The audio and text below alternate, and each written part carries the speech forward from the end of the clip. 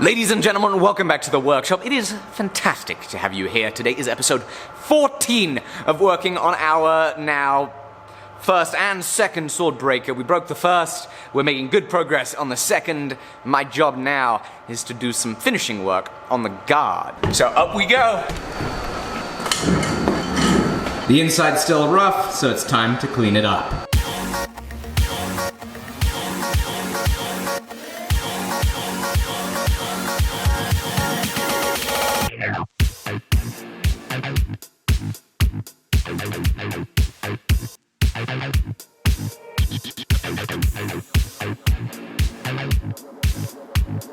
I've got the inside trued up rather nicely. We even have some diagonal facets trued up quite nicely. We've got a little bit of a problem here on the face of this pentagon. You see up here we have some burr marks and file marks. On the other side, in fact, it's even worse, where there's a little slip from a burr. It should not be too difficult to fix. The only concern is that either I hit either side of these little fullers with the file, or I start poking the tip of the file into that and make more of a mess. A smarter man would have tackled this sooner. He wouldn't have gone this entire morning before tackling an area that potentially could damage an area that was finished first thing in the morning. But this is the game that we play when we make anything. It is the chess game of how am I gonna finish one area without damaging an area I've already finished, and how on earth am I then gonna refinish it after I damaged it the second time or the third time or the fourth time in the row.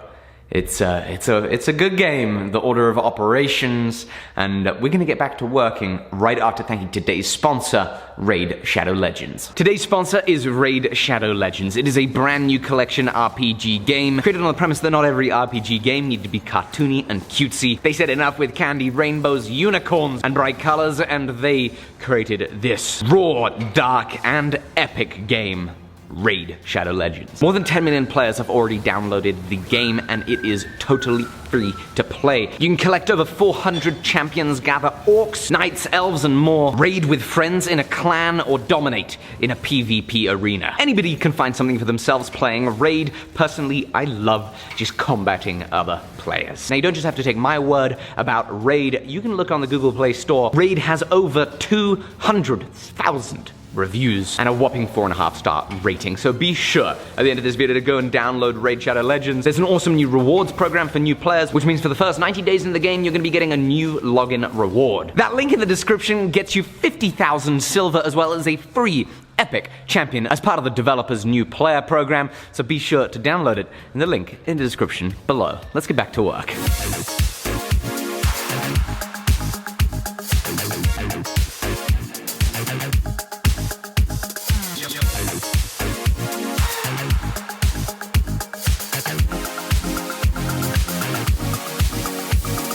I made some good progress here on the guard, but we are going to throw it off to Will for him to continue as I work on another project. So here we go. Ow! So we're gonna go ahead and get to sanding on this thing. I think we're probably gonna start off at 220 and then just work our way up.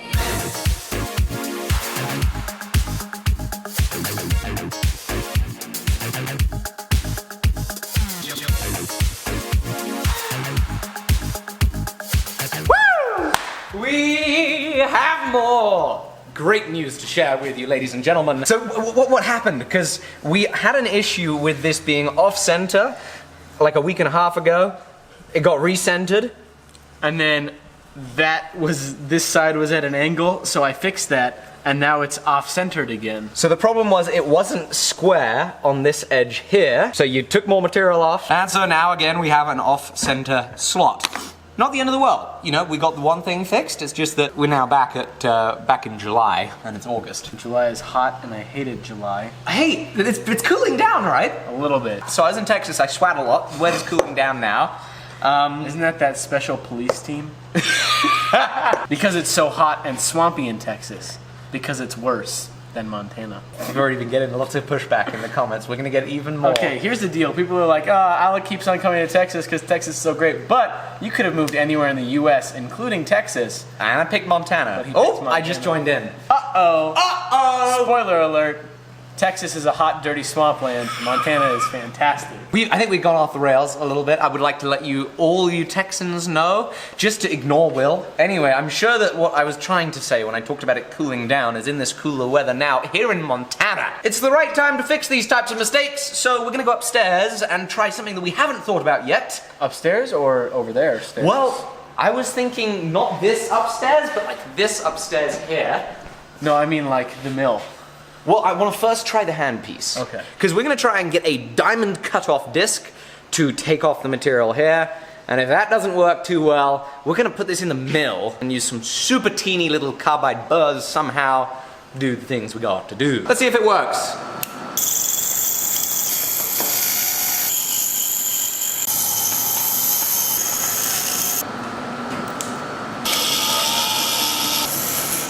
Ah! We're okay. Why don't we have a look at how it looks first? Yeah, we've got to take way more material off. Okay.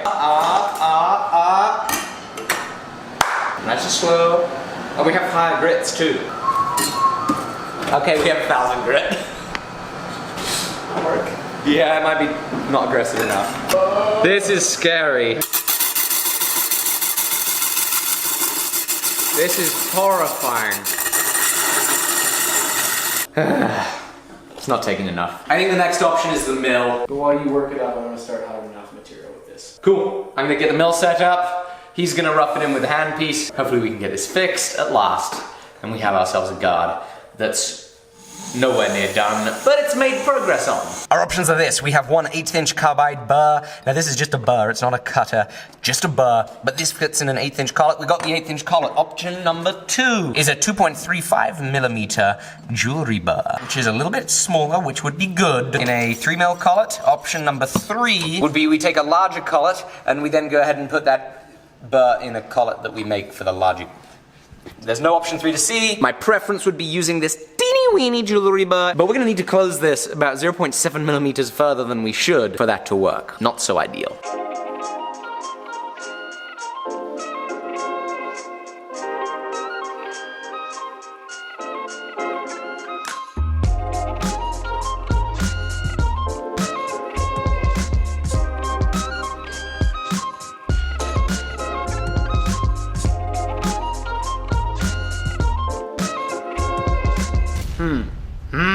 I had it running in power feed, and the burr decided that it wanted to catch and dig itself a little groove. Look at that.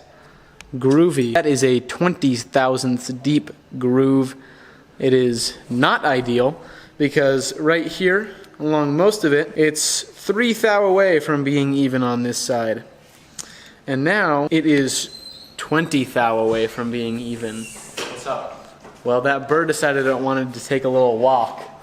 Welcome to the Alec Steele channel, ladies and gentlemen. This would not, this is just, it's just normal. It's par for the course. Oh, I know why this happened. We have the burr rotating this way, right? Yeah. What can happen? So if your material feeds in this direction, it tends not to bite and do that. But if your material's feeding this way, what can happen is since it's going with the rotation, it can like bite itself in a good bit. Was it going in that direction? Yeah, why did... So it's one of these is climb milling and one of them's conventional milling, and one of them tends to have this problem. Oh, that's a bad day. Short of starting completely over, there's only one option left. And that is to take another 25 thousandths of an inch off of that side, and then off of the other side as well to get it all nice and even.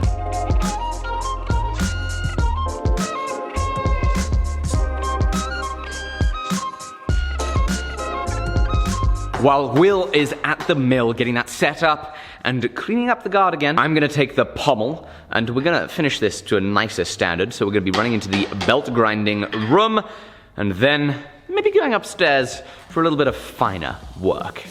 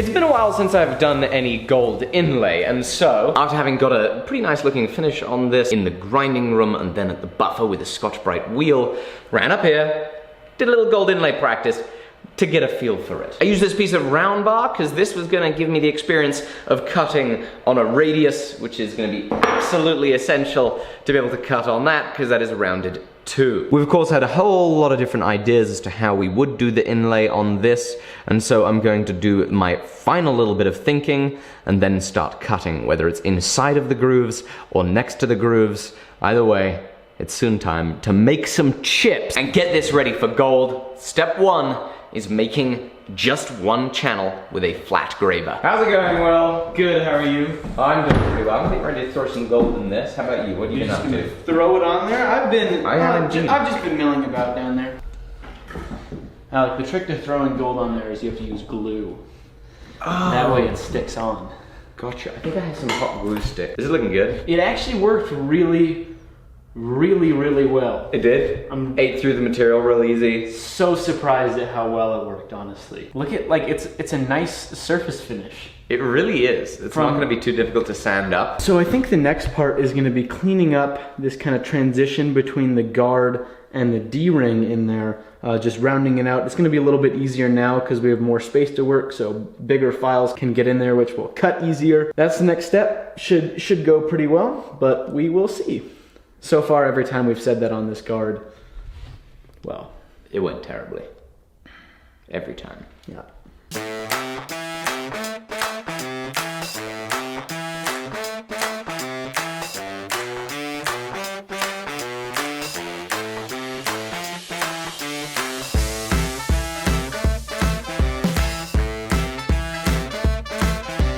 We now have the channels cut. It's time to undercut them by coming in at an angle like this, if this is a drawing of the undercut. And I have a flat graver that I have put a very acute angle on, probably only a 35-degree angle. That's gonna come in like this, and we're gonna hammer in our undercuts.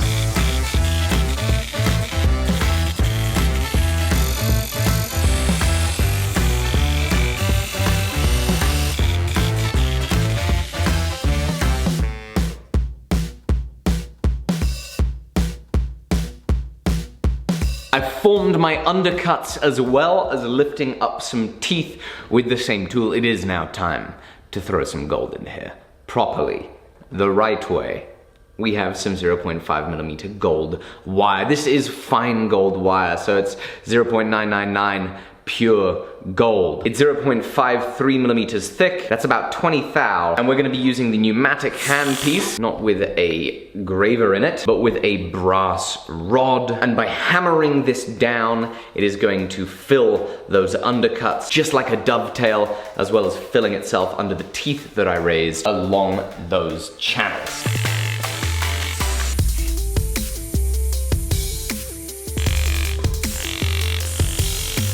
I popped out the gold. That's never a good thing.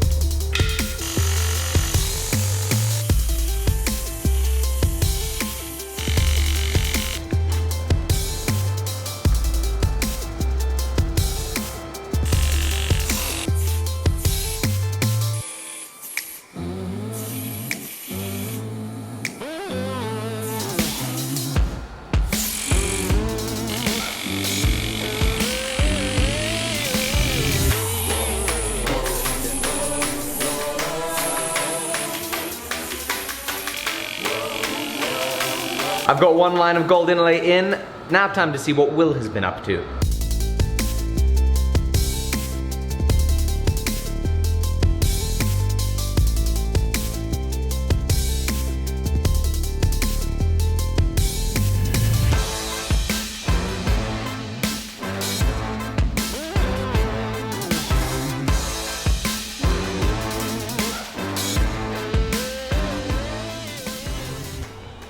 Is he asleep?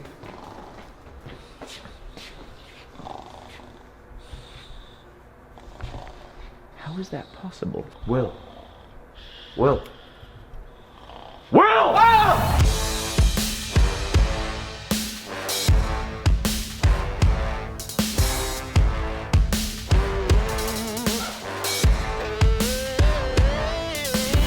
So while we've been working today, somebody else has been working, and that is the post lady, because she had to pick up a parcel from the post office and bring it all the way here. It is this, right here. This is 27 gauge wire, and it is 475 feet of it. We need to give it a test and see how it twists. Let's unravel a little bit. So let's lock the two ends in the vise. And let's see how it twists. It's twisting so much better than the last one. This is a huge improvement. We may have to anneal it again after it's twisted though, right? I don't know. It's about right. Right twist rate. Let's keep going. Let's see at what point it breaks. Whoa! Right there. It broke. So that broke right up near the end. Super interesting. Let's see if we can get it to keep twisting. Within the first twist of the end. Definitely feels like it's work hardened, because when we bend it, it feels like it's kinking more than it's evenly bending like a soft piece of wire. You know, we're going to be twisting a lot of wire to make this, and so I want to know if there's a way that we can continue twisting even after it breaks, which clearly it will. Oh, fantastic! How? That's brilliant. Well, I'm very happy with this. So we definitely have a wire that we can use. The question is, will work-hardened wire work in this application? Because we still have to form it into those flutes, right? Yeah. So, we just practice wrapping it around something? Sounds like a good idea. I think that'll work just fine in the current state that it's in. We're going to be using various methods to hold it as we go. It's pretty springy, but we'll be holding it tight, so it'll be probably good to go. We'll see. While Will keeps tweaking with the twisted wire, I'm gonna put the rest of the gold in the pommel.